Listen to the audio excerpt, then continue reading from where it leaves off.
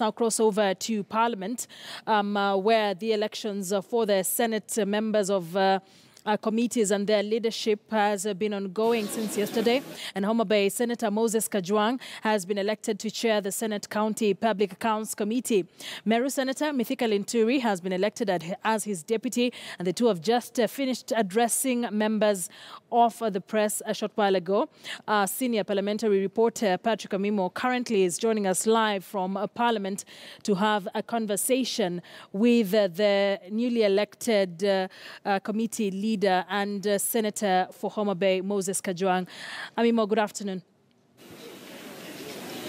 Good afternoon, Akisa. Indeed, it's a very busy day at Parliament Precincts in that the Senate committees, various committees are electing their chairpersons and vice chairpersons. Already in the Education Committee, we have Bomet Senator Christopher Langat, who is the chairperson of that committee. He will be assisted by Wasnigishu County Senator Professor Margaret Kamar.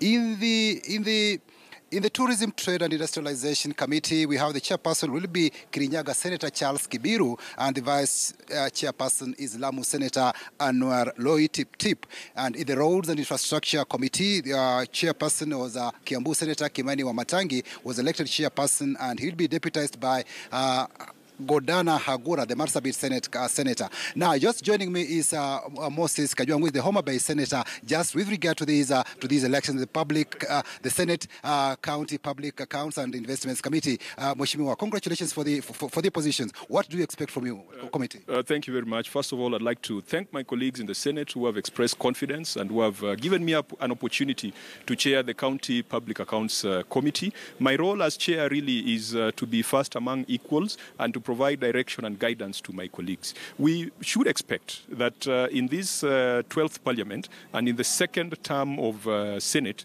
we will take much more seriously the audit reports that have been submitted to the House. We know we have got a serious backlog. We know that the Auditor General has had a capacity problem to churn out audit reports within the 6 months that are spelled out in the Constitution. We are going to find ways of working together with county assemblies so that we can develop their capacity also to conduct primary oversight. Remember that oversight over funds that go to the counties is a shared responsibility between county assemblies and the Senate. We want to clearly delineate boundaries so that we define how county assemblies can conduct primary oversight and Senate comes in to do secondary oversight. That way, we will be reducing conflict between the two legislative bodies. We also want to be known in the 12th Parliament as a Public Accounts Committee that reduced the antagonism between Senate and governors. We exist as Senate to defend and represent and protect the interest of devolution. And so when we fight amongst ourselves, that interest is subverted. We must find a way of working with county governments and making sure that they have the capacity to absorb and effectively utilize the funds that go to them. Sometimes we blame them that funds are not working well, and sometimes it's just delays in terms of disbursements from the national government. Or sometimes they've got issues like bloated workforces as a result of amalgamation of local authorities. So these are things that we'll sit down and look at with the county governments. At the end of the day, our concern is value for money for the 1 trillion shillings that has so far been disbursed to counties as for devolution support. Talking of value for money, there are concerns that most of the funds that have been devolved, most of it end up being embezzled and are maybe servicing some of those activities that are not development oriented. How do you expect you as a committee to ensure that Kenyans realize the value for money and development works? First of all, out of the Auditor General reports, we must in this Parliament be very firm on implementation of recommendations of the Senate. I want to put certain people on notice. Those who have embezzled funds that are meant to build hospitals where pregnant women are supposed to deliver, we are coming for you. Those who have embezzled funds that are supposed to provide water for young children, we are coming for you. Those who have diverted funds that are meant to build roads that are supposed to benefit farmers, we are coming for you. The DPP is bound to have a new leadership. We will work with the EACC so that the recommendations that have been made by Senate, by county assemblies and by the National Assembly can be followed up. We cannot continue condoning the cancer of corruption that then threatens to derail the good things that devolution is supposed to bring to this country. But we must also find a way of being proactive in our oversight. This business of waiting for 2 years to investigate things that happened 2 years ago, you are investigating a road that was built 2 years, you go there, you are told that it was washed away by the rain. We are going to come up with a framework for proactive monitoring, proactive evaluation, so that we are able to arrest these things at the very minute that they occur.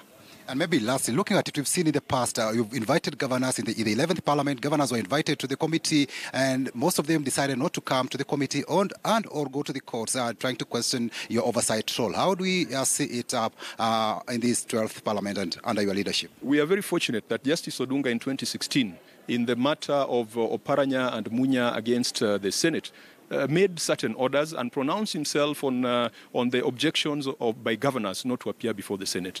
Justice Odunga made it very clear that governors, as chief executive officers of the entities that they preside over, they've got a responsibility and they've got a duty to answer audit queries. Justice Odunga also made it very clear that Senate still reserves the right to summon governors, because that is a right that is granted to us by the Powers and Privileges Act that underpins Senate. Justice Odunga also made it very clear that the concurrent role of Senate and County Assembly to audit reports is provided by the Constitution. So, we've got a very clear ruling, and I do hope that governors, particularly those who have nothing to hide, will cooperate with us. And I do believe that most of the governors look at Senate as a partner rather than an antagonist, and that is a spirit that we want to build in the next 5 years. Thank you so much, Senator Moses Kajwang, who is now elected the chairperson of the County Public Accounts and Investments Committee of the Senate, an oversight committee that ensures that each cent that is sent to the counties must be of value to the Kenyan voters and ensure that the devolution dream becomes a reality. Just sharing with us on how he intends to run that committee and with the county governments. From Parliament, President Patrick Amimo, back to the studio. Patrick Amimo.